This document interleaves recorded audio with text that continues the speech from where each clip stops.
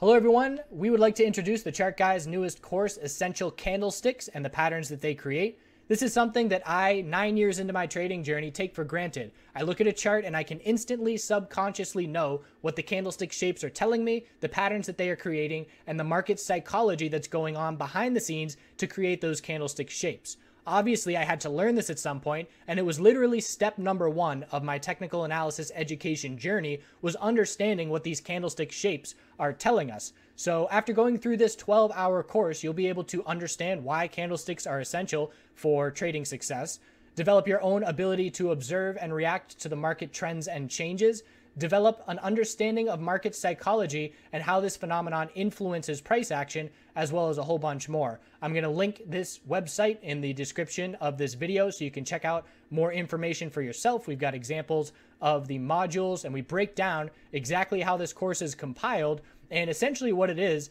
a big chunk of book learning. So it's going to break down what these patterns are telling us: 2 candlestick bullish patterns, 3 candlestick bullish patterns, 2 candlestick bearish patterns, so on and so forth. Some live examples of those patterns playing out, and then tying it all together as to how we can use understanding these patterns to benefit our trading. My partner, Chart Guys Jason, goes through the meat of this course, breaking down all these individual patterns. I personally chime in with more abstract psychological topics of discussion, the art of observation, the psychology of a candle, and things of that nature. But we look forward to you checking this course out, and we appreciate your support as always. Have a great rest of your day.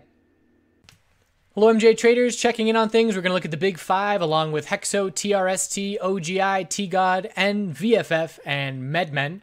Before we get into it, want to touch on a couple things. Number 1, I put out a video earlier today, which was just the recorded live stream that I do every morning, and it goes over my thought process, my psychology, while we were playing the bounces this morning, so check that out if you're interested.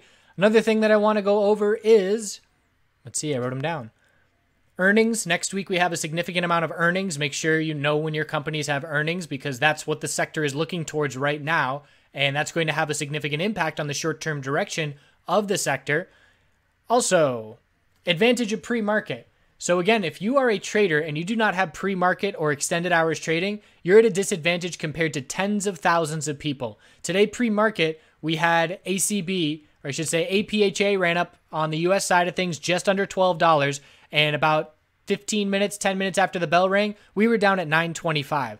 So that is a huge difference in price and a huge discrepancy where, same thing for CGC and for CRON. CRON dropped 8% from the high of pre-market to where we opened. So you want to be able to take advantage of that. There are some Canadian brokers that allow you to, they pretty much will exchange your shares and sell them on the US side of things. It's a little bit more of a hassle, but it is possible. Just be aware that if you're trying to trade, whether it's day trading or swing trading, you are at a disadvantage if you are not allowed to do so in extended hours.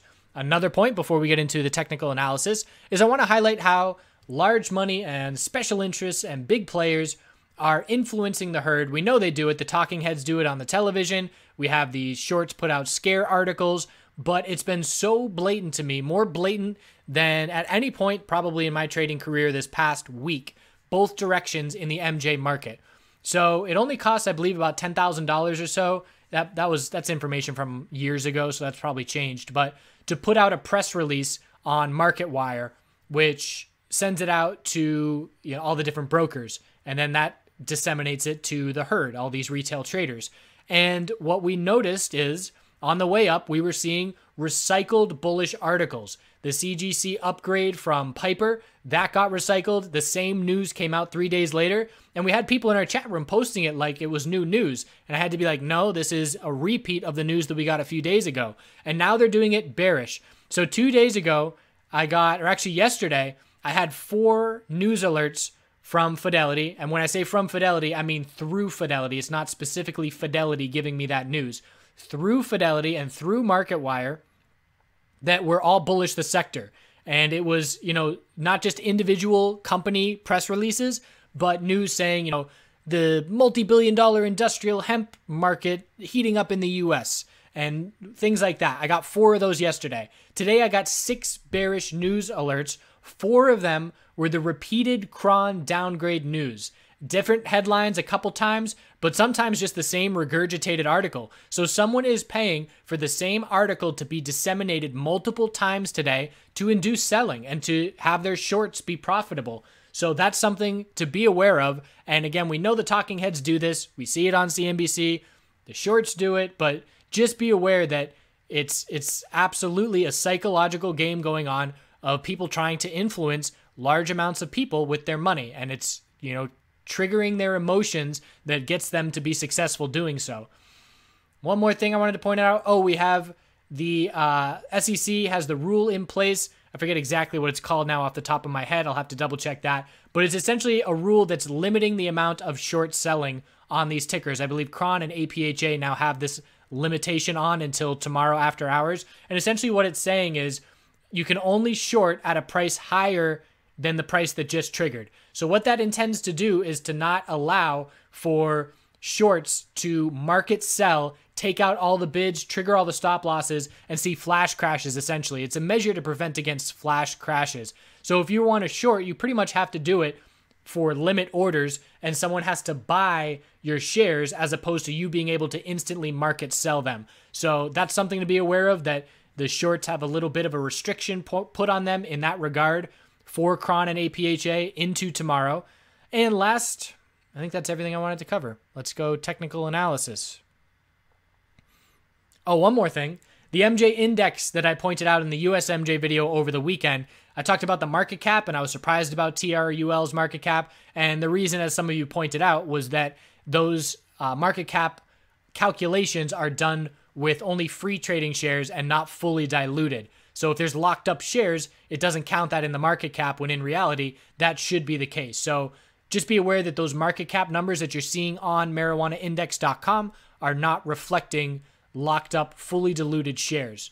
So CGC on the daily time frame. And again, if you didn't check out the video yesterday, it's a really good way to get the complete picture of what's going on, because in the yesterday's video, we talked about the hourly time frame and how we were watching key levels and what the odds were of whether we were going to see continuation, an hourly equilibrium, or a bear break. And we got a lot of follow through with what was the most likely scenario with hourly lower highs and lower lows. So this is why you want to use extended hours. First things first, the daily time frame for CGC, we have anything above 46.13, keeping the bulls in control with a higher low. So we do still have the hour or the daily uptrend at this point. And out of the major names of CGC, CRON, APHA, and ACB, CGC is likely going to lose the daily uptrend first. So it might be a little bit of a canary in the coal mine to be watching in regards to what the rest of the sector is going to be looking to do.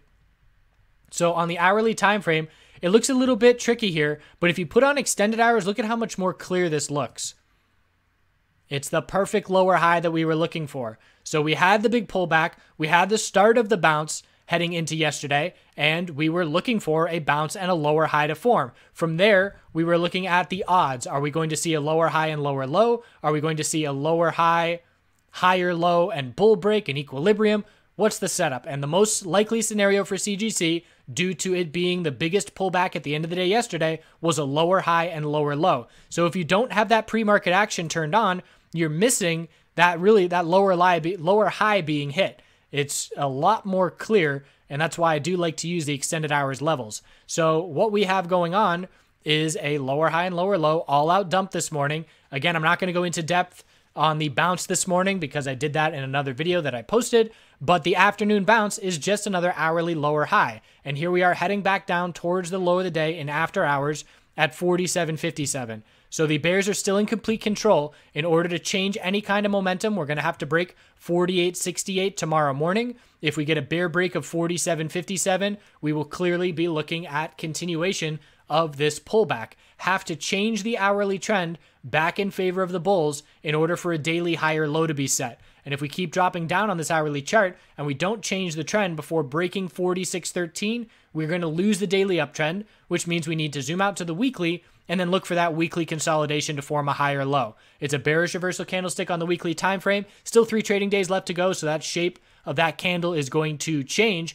But I love this volatility, and so do all day traders, because the opportunity in both directions the past 2 days has been phenomenal. And the question is, are we just going to keep up this hourly downtrend into tomorrow? Can the bulls hold 47.57 and break 48.68 resistance to change that hourly trend. And right now, the momentum favors the bears on the hourly time frame because we're in an hourly downtrend. CRON daily time frame is a potential bull flag at this point. If the bulls are able to change this hourly trend back in their favor tomorrow, we're going to be looking at the potential of a daily bull flag. I don't think that's a likely scenario with how much we've run recently, but looking at the hourly time frame, we had pre-market set a lower high at 24.61. So we saw the long lower wick at the end of the day yesterday. That bounced, followed through in extended hours. We dumped to a lower low. So there's our hourly lower high and lower low. We saw a very significant bounce, but it was just an hourly lower high. And now we have a higher low. So this is an equilibrium setup with our low, high of the bounce, higher low, and we're watching for a lower high to be set into tomorrow compared to 23.96. So if we start tomorrow with a higher open, as long as it's under 23.96, the bears have control of the hourly time frame. We have a bit of a double low, 20.56 and 20.75, where if those levels break, we're then looking down at 20.48 and then down towards 19.43 after that. So it's all about the hourly time frame for clarity. It's been really good for that clarity. It allowed us to be looking for an hourly lower high this morning on the bounce and also to be looking for a potential higher low and a bottom fishing play at the low of the day this afternoon. So keep an eye on CGC and CRON's keep an eye on everybody's hourly time frame, and we'll see if we get that lower high and then head back down towards support tomorrow morning. APHA, look at that dip buying. Very, very notable dip buying yet again. I've been saying it for 4 or 5 days at this point.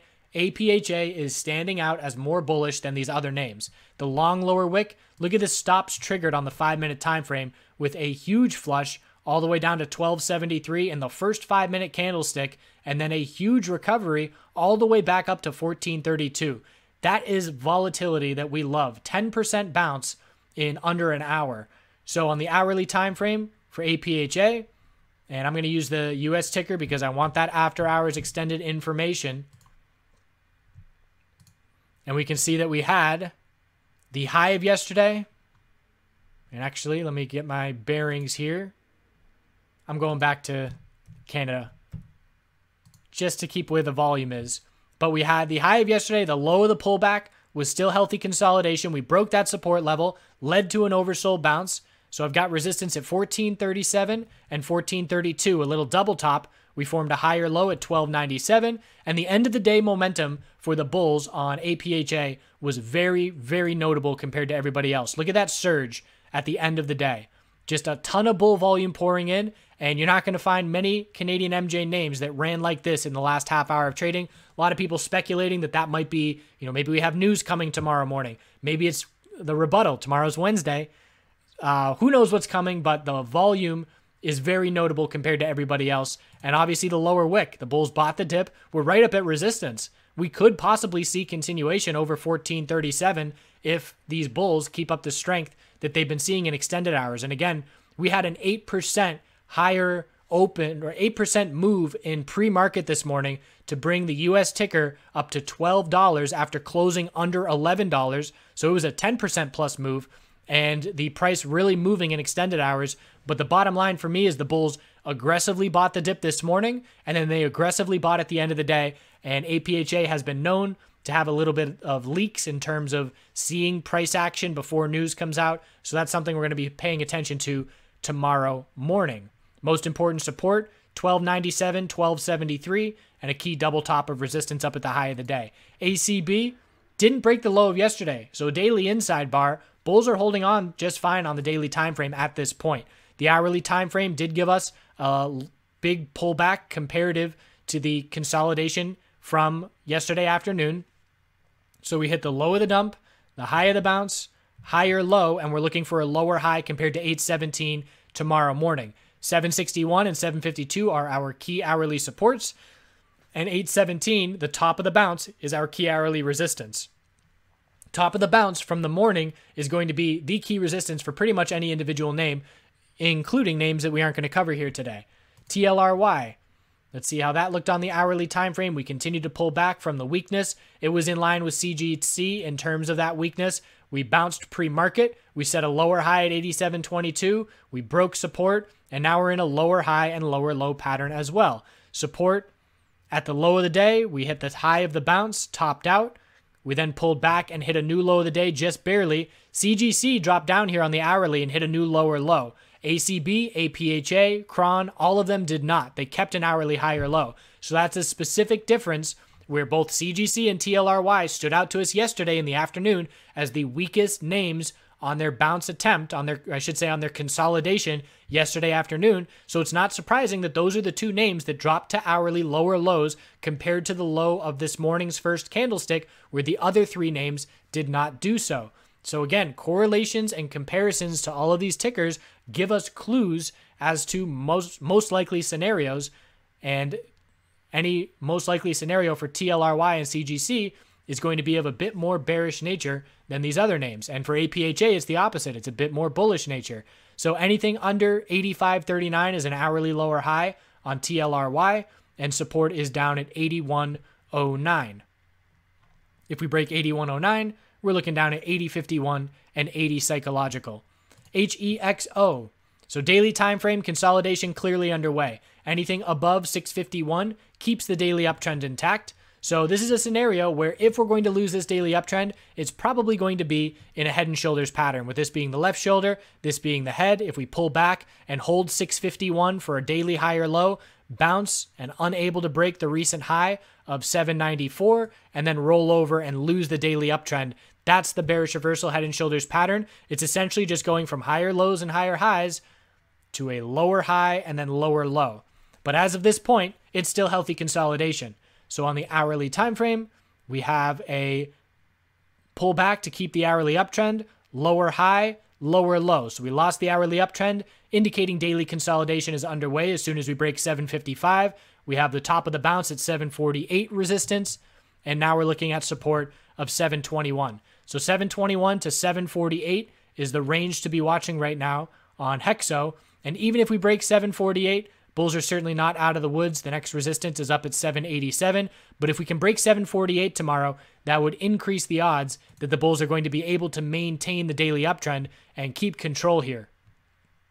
TRST also still fine on the daily. Close up at the high of the day, stood out here. So when we look at the hourly time frame, it's the same setup as those other major names we just looked at. Low of the dump in the morning, high of the bounce, higher low. The difference is we got right back to the high of the bounce on TRST. And for the vast majority of these major names, we did not. We look at CGC, and the high of the bounce is up in the upper 49s. We didn't get close to it at the end of the day. We look at CRON, the high of the bounce was 23.96, didn't get close to it at the end of the day. So it definitely stands out that TRST made it back to that resistance, but it is a double top right now at 1037 and 1038. So bulls want to convincingly break that level tomorrow to be looking back at 1064, the recent high.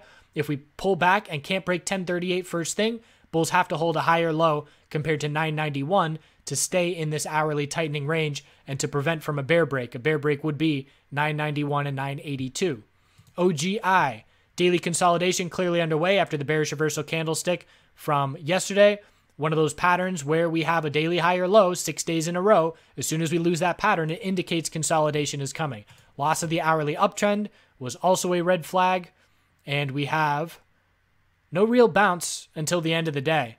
The bounce here in the morning was not comparable to other names. Anything on the hourly time frame under 782 is a lower high.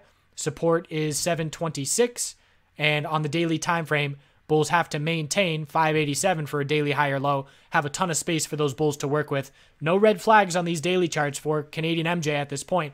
Bulls aggressively bought that initial dip this morning. So again, daily time frames holding on all right. TGOD, daily equilibrium and tightening range with our high of the bull move. Low of the pullback. Lower high was set at 390, and bulls must hold 342. If we lose 342, we lose the daily uptrend. Then we have to zoom out to the weekly chart and look for weekly consolidation. So that's the must hold daily higher low of 342. And if we can hold 342 and break 390, we're looking right back to our recent high. But if we break 342, then again, there's a lack of support immediately nearby, and weekly consolidation will be underway. Want to highlight N here because N price action has given us clues. CRON price action being favorable for the bulls in the past gave us clues, and then we had the news of the deal come out with Altria. We had bearish observations of APHA before we had the short seller report coming out. It was weaker compared to everybody else of the major names in the sector. Here we had N, and we were giving red flags. We saw the first sign of the pullback. It started consolidating before anybody else in the sector did. There were a couple names that I highlighted on these days on January 28th and 29th that had started consolidating. I think there were two names that I highlighted because they stood out because everybody else was not consolidating at that point. Then on 4 days ago, I said, all right, things are getting a little bit, we pulled back more than the bulls would like. Things are getting a little bit, sketchy for the bulls, and we have to hold 131. And then, of course, we get the bad news about the CEO getting sacked and all that drama in the workplace for another MJ name. But again, it was the price action preceding the news coming out that gave us little clues. So a lot of people that don't like technical analysis, their rebuttal is, yeah, well, you can't put news on a chart and that ruins everything and changes everything. To a certain degree, absolutely. News gives us surprises all the time. But there are many times where we can see clues in the price action preceding the news that comes out. So keeping an eye on N, we have a tightening daily inside bar and an hourly equilibrium. 101 support, 126 resistance, 112 is the higher low, 124 is the lower high, and the bulls are trying to form a higher low at 116. So a break of 116, we look to 112, and the bulls have to break 124 and 126 to try and continue to the gap fill of 136. So a tightening range to be watching, but just wanted to highlight how there were clues in the price action before the bad news came out. VFF, that's a volume climax. Highest volume ever, I believe, and a bearish reversal candlestick, and we got just under the all-time high. 950 and 980 were the only resistances left until that all-time high, and we got up to 946. So on the hourly time frame, we need to see the uptrend keep intact, and it is still intact at this point.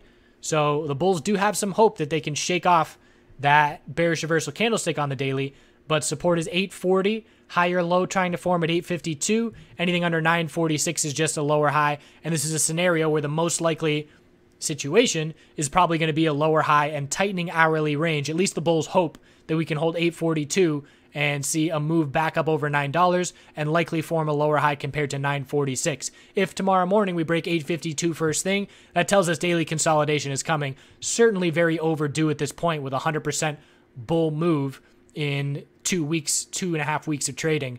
But anything above 830, or actually it's 638, anything above 638 is the daily higher low. So bulls have a ton of space to work with. Not likely to get red flags on that consolidation, even if we do break the hourly uptrend. But just be aware that we may head back to the low $8 range. MedMen also giving us red flags. So we've been consolidating now for essentially 5 days in a row, while the sector has been strong at the start of that. Now the sector is starting to consolidate, and we're not in a good position to absorb that weakness. If the sector pulls back another couple days, MedMen is probably going to lose its daily uptrend. We've been highlighting how the weekly time frame is not giving any confidence to these bulls. Comparative to what we've seen in so many other names, this is a very weak weekly bounce. You can pick any random name in the MJ sector, and the weekly time frames on so many of them are going to be blowing MedMen's weekly bounce out of the water. So just be aware that there are absolutely red flags in terms of the size of this pullback currently. The volume for the bears has been a red flag for the bulls. $4 must hold. If we lose $4, weekly consolidation is back underway. We only have two supports, 346 and 311 after $4. So that's a must hold level with resistance of 463 and 506. So MedMen has been having some issues as well, some drama going on over there, and this price action is giving us some red flags. If we hold $4 on the initial test of it, we're going to look for a bounce and a lower high to be set on the daily time frame in the mid $4 range. So again, just like yesterday, it's all about the hourly time frame into tomorrow. The question is, how do these tightening hourly patterns break? The bears have momentum in their favor at this point on the hourly time frames. The bulls are just fine for the most part on the daily time frames. And the question is going to be, do we see further daily consolidation into tomorrow by losing our hourly supports, or can the bulls surprise us and change the hourly trend back in their favor and see our daily higher lows very quickly form. Judging by the amount of bearish news releases that we got today, I'd say there's a good amount of people short right now and hoping for some continued pullback. So earnings approaching, definitely important to be paying attention to. And let's see if this APHA end of the day action leads to any news tomorrow morning. Hope you're well. Do good things out there in your world. And we'll see you tomorrow.